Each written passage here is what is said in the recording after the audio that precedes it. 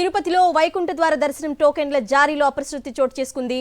విష్ణు నివాసం వద్ద క్యూ లైన్లలో తోపులాట చోటు చేసుకుంది. ఈ తోపులాటలో 4 భక్తులు మృతి చెందారు.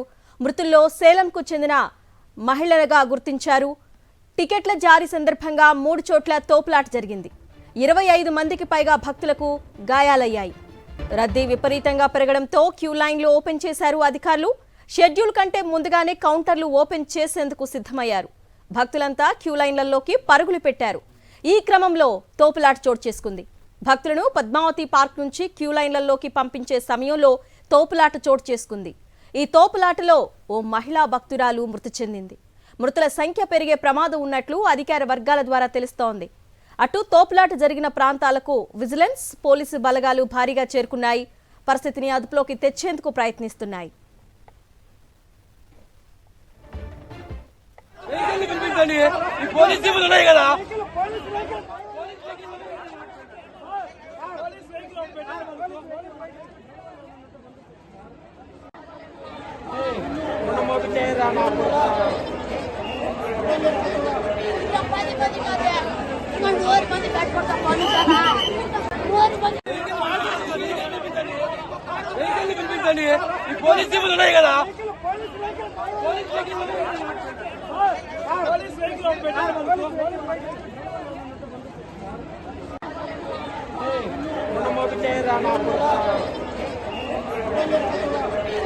తోపులాట జరిగినా పోలీసులు పట్టించుకోలేదని భక్తులు ఆరోపిస్తున్నారు. క్షతగాత్రులను అంబులెన్స్ రుయా ఆసుపత్రికి తరలించగా అక్కడ వారిని పట్టించుకున్న నాదుడే లేకుండా పోయాడు. దీంతో బాధితులే సొంత వాహనాల్లో స్విమ్స్ కు వెళ్లి ట్రీట్మెంట్ తీసుకున్నారు. టీటీడీ అధికారుల నిర్లక్ష్యం కారణంగానే తొక్కిసలాట జరిగిందని భక్తులు ఆరోపిస్తున్నారు. ఇబ్బంది పడి కాళ్ళు చేతులు కూడా ఇబ్బంది పడి మొత్తం ఒక మనుషులు ఫెయిట్ అయిపోయి ఉన్నారు. అందరూ కూడాను అందరినీ కిమ్స్ హాస్పిటల్ జాయిన్ చేశారు. నాయకులందరూ కూడా వస్తున్నారు చూస్తున్నారు. ఎవరు ఏమీ లేదు. పోలీసులు అందరినీ వేస్ట్ గా చూస్తున్నారు. దరిద్రులాగా ఉన్నారు అందరూ. అది పరిస్థితి. ఇక్కడ పోలీసులు ఎప్పుడు కూడా సరిగా చేయలేదు. మా పరిస్థితి అందరినీ ఏం చేయాలని మీరు ఆలోచించుకోండి. 20 మందిలోనే మొత్తం అందరికీ కూడా అందరూ ఫెయింట్ అయిపోయి ఉన్నారు. ఎవరికి కూడా ఏం బాగాలేదు. అందరూ హాస్పిటల్ పడి ఉన్నారు. జరిగింది ఎక్కడ అమ్మాయితో పాటు కూడా ఒక్కళ్ళే పంపించారు. ఒక్కళ్ళు అయిపోయిన తర్వాత నేను పడిపోయాను. కళ్ళు తిరిగి పడిపోతే నన్ను ఒక అమ్మాయి తీసుకుని వెళ్ళింది. ఉన్నవాళ్ళు ఎవరిని బయటకు రాను, మా హస్బెండ్ కూడా బయటకు రానివ్వలేదు. ఓన్లీ లేడీస్ కూడా లేడీస్ పంపించారు. తెలివి వచ్చిన తర్వాత వెళ్తుంటే మేము పంపిస్తాం, కంగారు పడకమ్మా, ఊపిరి తీసుకోండి అమ్మా, నీళ్ళు తాగండి అమ్మా అన్ని బాగానే చెప్పారు. కానీ క్రౌడ్ ఎక్కువైపోయింది. జనాలు ఒకసారి గేట్ తీసారు. ప్రజలది ఉందండి, పోలీసులది ఉంది. కానీ పోలీసులది ఎక్కువ ఉంది. ఎందుకంటే పోలీసులు ఎక్కువ సరైన మార్గంలో పెట్టలేకపోయారు. ఇదంతా పోలీసుల వరకే ప్రాబ్లం. పోలీసుల నిర్లక్ష్యం 4 నిండు ప్రాణాలను బలి తీసుకుంది. ప్రస్తుతం తాజా సమాచారాన్ని అందించడానికి మా ప్రతినిధి మూర్తి లైవ్ లో సిద్ధంగా ఉన్నారు. మూర్తి, ప్రతి ఒక్కరు చెప్తున్న సమాధానం ఏంటంటే పోలీసుల నిర్లక్ష్యం, అధికారుల వైఫల్యం. ప్రస్తుతం సిచ్యువేషన్ ఏంటి?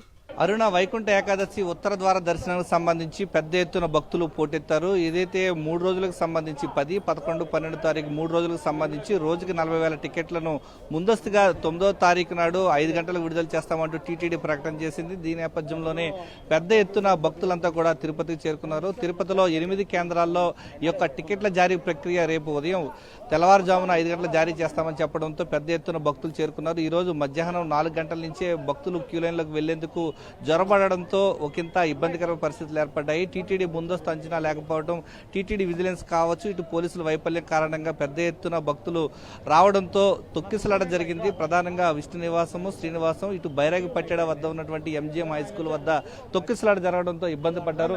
ప్రధానంగా గాయపడ్డటువంటి భక్తులు, తొక్కిసలాటలో ఇబ్బంది పడ్డ భక్తులు ఉన్నారు. అసలు ఏం జరిగింది? మీరు ఉన్నట్టు సమయంలో ఎలాంటి ఏర్పాటు చేశారు? సార్, మేము బళ్ళారి నుండి వచ్చినాము. ఆయన మా ఫ్రెండ్ పేరు నిరంజన్, నా పేరు శ్రీనివాసు. సార్, మేము మార్నింగ్ 1 o'clock ఉన్నాము. ఇక్కడ వచ్చినాము. బైరాడ్పేట ఉంది కదా, అక్కడ ఉన్నాము. క్రౌడ్ తక్కువ ఉందని ఉన్నాము. అక్కడ ఉన్నప్పుడు ఏమైంది, మాకు నైట్ అయినట్లయినట్టు క్రౌడ్ ఎక్కువ. కానీ పోలీసులు ఏమో లోపలికి ఎవరూ రాలే. వచ్చి ఏమైనా కంట్రోల్ చేస్తారన్నారు. ఒకటేసారి డోర్ ఆడ ఇరుక్కొట్టారు. లోపలికి వచ్చేస్తారు. అందరూ వచ్చినప్పుడు తోసేస్తారు. మా ఫ్రెండ్కి ఫుల్ ఇదంతా తొక్కేస్తారు. తొక్కి కాలు ఇరిగిపోయింది. అక్కడ మొత్తం ఏమి లేదు. ఏమంటే సిస్టమ్ చాలా అవ్యవస్థగా అవుతా ఉందన్నమాట.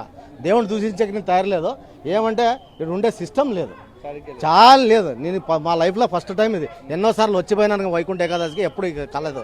ఇప్పుడే అట్లా అయిండేది. నిజంగా చాలా బ్యాడ్ లక్ కనిపిస్తుంది నిజంగా. మొత్తం నలుగురు చనిపోయారు, ఇప్పటికే సమాచారం ఉంది. కలెక్టర్ కూడా లోపలే ఉన్నారు, టీటీడీ ఈవో కూడా లోపలికి వెళ్ళారు. టీటీడీ ముందస్తు అంచనా లేకపోవడం కారణంగానే ఇది ఘటన చోటు చేసుకుంది అనుకోవచ్చా? ఈరోజు తొక్కిసలాట్లో నలుగురు చనిపోవడం చాలా బాధాకరమైన విషయం. టీటీడీ సరైనటువంటి ఏర్పాట్లు చేయకపోవడం వల్లనే, టీటీడీ వైఫల్యం వల్లనే ఈవేళ భక్తులు చనిపోయారు. ఇన్ని వేల మంది భక్తులు వస్తున్నారని చెప్పి టీటీడీకి అంచనాలు తెలుసు. ఎన్నోసార్లు ఈ రకమైనటువంటి తొక్కిసలాట్లు జరిగినాయి. గతంలో ఉన్నటువంటి అనుభవాలు దృష్టిలో ఉంచుకొని టీటీడీ ప్రత్యేకంగా ఏర్పాట్లు చేయకపోవడం వల్లనే ఉన్న ఫలంగా ఒకేసారి గేట్లు ఎత్తడం వల్ల, భక్తులు ఒకేసారి వెళ్ళడం వల్ల ఇటువంటి తొక్కిసలాట్లు జరుగుతాయని చెప్పి ఎందుకు అంచనా లేకుండా పోలీసు అధికారులు ఉన్నారు, లేకపోతే టీటీడీ యాజమాన్యం ఎందుకున్నారు? ఏదో కౌంటర్లు పెట్టేసినా మీరు టికెట్లు తీసుకోండి అని చెప్తే ఏ రకంగా భక్తులు ఈరోజు ఇబ్బంది పడిన విషయాలు వీళ్ళకి తెలుసా? కాబట్టి ఇప్పటికే టీటీడీ యాజమాన్యం చనిపోయినటువంటి వారి కుటుంబాలని ఆదుకోవాల్సినటువంటి ఆదుకుని ప్రాణాలు పోయినా ఎవరు ఇవ్వలేరు. కానీ టీటీడీ ఈరోజు ప్రపంచంలోనే ఇటువంటి సంఘటన జరగడం, టీటీడీ పరువు తీసే పద్ధతిలో టీటీడీ యాజమాన్యం వివరించింది సరైన కాదు. కాబట్టి సిపిఎం పార్టీ తీవ్రంగా ఖండిస్తుంది. టీటీడీ యాజమాన్యం సరైనటువంటి పద్ధతి మార్చుకోవాలని చెప్పి తెలియజేస్తున్నాం. మొత్తం 25 మందికి పైగా గాయపడ్డారు. ఇంత నెగ్లిజెన్సీ అంచనా లేకుండా ఇది చేయడం పట్ల ఏ విధంగా చూడాలంటారు? వచ్చే భక్తులకు ఎలాంటి భక్తు భరోసా ఇస్తారు? ఇది ఈరోజు జరిగిన సంఘటన అనేటువంటిది టీటీడీ ఈ రకమైనటువంటి ఏర్పాటు చేస్తుందని ఎవరు ఊహించుకోలేదు. ఇది సరైనటువంటిది కాదు. టీటీడీ ఇప్పటికైనా ఆలోచించాల్సినటువంటి అవసరం ఉంది. వచ్చే భక్తుడికి ఎటువంటి ఇబ్బంది లేకుండా సౌకర్యాలు కల్పించాల్సిన బాధ్యత టీటీడీ మీద ఉంది. కాబట్టి ఈ సంఘటనని మేము చాలా తీవ్రంగా బాధపడుతున్నాం. దీన్ని సరైనటువంటి యాజమాన్యం స్పందించి భవిష్యత్తులో ఇటువంటి సంఘటన జరగకుండా చూడాలని చెప్పి సిపిఎం పార్టీకి తెలియజేస్తున్నాం. ప్రస్తుతం మనం చూస్తూ ఉన్నాం, కమ్యూనిస్టు నాయకులంతా కూడా ఈ యొక్క సంఘటనా ప్రాంతానికి చేరుకున్నారు. టీటీడీ వైఫల్యం కారణంగానే ఈ యొక్క ఘటన చోటు చేసుకున్నట్లుగా చెప్తున్నారు. ప్రస్తుతం మనం చూడొచ్చు, ఏదైతే పెద్ద ఎత్తున ఇక్కడికి ఇదొక మృతులు కుటుంబీకులు ఈ యొక్క సంఘటనా ప్రాంతానికి చేరుకున్నారు. కొంతమంది క్షతగాత్రులు బంధువులు కూడా ఈ యొక్క సంఘటనా ప్రాంతానికి చేరుకున్నారు. పోలీసులు టీటీడీ వైఫల్యం కారణంగానే ఇక్కడ సరైన ఏర్పాట్లు చేయకపోవడం కారణంగానే జరిగిన వెంటనే పోలీసులు స్పందించలేదు. హాస్పిటల్ కి తీసుకెళ్తే కూడాను హాస్పిటల్లో ఎవరూ పట్టించుకున్న నాదుడు లేరు అని చెప్తున్నారు భక్తుల తరపు, తొక్కిసలాట్లో గురైన వారి తరపు బంధువులు. మరి ఎందుకు అంత డిలేట్ చేశారు? ఎవరికైనా హాస్పిటల్కి వస్తే ఫస్ట్ ఎయిడ్ చేయాలి కదా, అక్కడ కూడా ఎందుకు నిర్లక్ష్యం వహించారు? దీనికి సావుకి కారణం ముందు ఈఓ జేఈఓలు దీనికి బాధ్యత వహించాల. ఎందుకంటే ఉదయం నుంచి బైరాబెట్టే పార్క్లో అన్నంలే, నీళ్ళే, చీకటి పడుతున్న లైట్లు పార్క్లో ఒకేసారి మొత్తం జనాలను వదలడం వల్ల తొక్కిలాసలలో చచ్చిపోయారు. పోలీసులు ఎందుకు క్యూలో జనాలను పెట్టలేకపోయారు? లేదు వాళ్ళకున్న టీటీడీ సెక్యూరిటీ ఉంది కదా, వాళ్ళు ఎందుకు పెట్టలేకపోయారు? కాబట్టి డిసిప్లైన్గా వచ్చినటువంటి యాత్రికులకి సౌకర్యాలు కల్పించకపోవడం వైఫల్యం టీటీడీ చేసింది. దానికి మూల్యం పోలీసులు చెల్లించుకోవాల్సి వస్తుందని మీరు చెప్తాను. అంటే ఇంత పెద్ద ఎత్తున వస్తారని అంచనా ఉన్నప్పటికీ కూడా సరైన ఏర్పాటు చేయకపోవడం ఏ విధంగా చూడాలంటే? గతంలో కూడా తిరుపతిలో చాలా కౌంటర్లు పెట్టారు. కౌంటర్ల దగ్గర అన్నం లేదు, నీళ్లు లేవు, పాలు లేవు, ఏమీ లేకుండా ఫెడ్ లైట్లు లేవు. ఏదో పెట్టేశామంటే పెట్టేశారు. ఇది పూర్తిగా టీటీడీ అధికారుల వైఫల్యం వల్లనే పోలీసులు దానికి సక్రమంగా బందోబస్తు ఏర్పాటు చేయకపోవడం జరిగిన ఘటన తప్ప ఇంకోటి కార్యకాదు. ఖచ్చితంగా ఇది టీటీడీ వైఫల్యం కారణంగానే ఈ ఘటన చోటు చేసుకుందని చెప్పి వారంతా కూడా ఈ కమ్యూనిస్ట్ నాయకులు చెప్తున్నారు. ప్రధానంగా క్రౌడ్ మేనేజ్మెంట్ విషయంలో పెద్ద ఎత్తున ముందస్తుగా చేరుకోవాల్సినటువంటి నాయకులు కానీ కార్యకర్తలు కానీ ఈ యొక్క సంఘటనా ప్రాంతానికి టీటీడీ విజిలెన్స్ అధికారులు ముందస్తుగా ఈ యొక్క ప్రాంతానికి చేరుకున్నారు. మొత్తం 3 రోజులకు సంబంధించి 1,20,000 టికెట్లను ముందస్తుగా విడుదల చేస్తామంటూ టీటీడీ ప్రకటన చేసింది. 9వ తారీఖు తెల్లవారుజామున 5 గంటలకు విడుదల చేస్తామని చెప్పినప్పటికీ ఈ నేపథ్యంలో పెద్ద ఎత్తున ఈ యొక్క విజిలెన్స్ ముందస్తుగానే ప్రత్యేక ఏర్పాట్లు చేసినప్పటికీ 94 కౌంటర్ల ద్వారా టికెట్ల ప్రక్రియ చేస్తామంటూ ముందస్తు ప్రకటన చేసింది. ఈ నేపథ్యంలోనే భారీ ఎత్తున ఈ యొక్క సుదూర ప్రాంతాల నుంచి యాత్రికులు, బంధువులంతా కూడా రావడంతో మొత్తం 4 చనిపోయినట్లుగా ప్రాథమికంగా ఇప్పటివరకు సమాచారం ఉంది. తీవ్రంగా గాయపడిన వారి సంఖ్య అయితే 25 మందికి పైగా ఉన్నట్లుగా సమాచారం. ఇప్పటికే తిరుపతి జిల్లా కలెక్టర్ వెంకటేశ్వర్తో పాటు జాయింట్ కలెక్టర్ శుభం బన్సల్, ఇటు టీటీడీ ఈవో శ్యామల గారు కూడా తిరుపతిలో ఉన్నటువంటి రుయా ఎమర్జెన్సీ వార్డుకి వచ్చి యొక్క బాధిత కుటుంబాలను పరామర్శిస్తున్నారు. క్రౌడ్ మేనేజ్మెంట్ విషయంలో టీటీడీ టోటల్గా ఫెయిల్యూర్ అయింది అనేది ప్రధానంగా మనకు తెలుస్తుంది. ఓవరాల్గా చూస్తూ ఉంటుంటే తొక్కిసలాట మీరు చూస్తున్నారు, అసలు ఏం జరిగింది అక్కడ లోపల? ఈరోజు భక్తులు వివిధ రాష్ట్రాల నుంచి సుదూర్ నుంచి వచ్చిన వాళ్ళందరినీ ఉదయం 10 గంటల నుంచి అక్కడ పద్మావతి పార్కులో కూర్చొని పెట్టారు. టీటీడీ వాళ్ళకి ఎటువంటి సౌకర్యాలు, భోజనం కానీ, నీళ్లు కానీ ఎటువంటి సౌకర్యం లేదు. రాత్రి 8 గంటల తర్వాత వాళ్ళు వదలడం వల్ల చీకటి అంతా కూడా పార్కులు మొత్తం చీకటి, అక్కడ వెలుతురు లేదు. టీటీడీ సరైన సౌకర్యాలు కల్పించుంటే వాళ్ళు అక్కడే ఉండేవాళ్ళు. కానీ ఒక్కసారిగా గేటు తెరవడం, అందరూ ఒకేసారి రావడం జరిగింది. పోలీసులు కూడా గేటు బయట ఉన్నారు కానీ లోపల వాళ్ళని కంట్రోల్ చేసే పరిస్థితి లేదు. దీనివల్ల జరిగింది టీటీడీ అధికారులు కానీ పోలీసుల వైఫల్యం వల్ల ఇది పూర్తిగా కూడా ఈ ఘటన జరిగింది. ఇప్పటికే సుమారు 100,000 ప్రాణాలు గతంలో కూడా అన్ని జరుగుతున్నా కూడా టీటీడీ వాళ్ళు అక్కడ ఉన్నటువంటి పటిష్టమైన బందోబస్తు కానీ విజిలెన్స్ వాళ్ళు కానీ చెప్పిన అక్కడ ఉన్నటువంటి కల్పించుంటే ఈ పరిస్థితి వచ్చేది కాదు.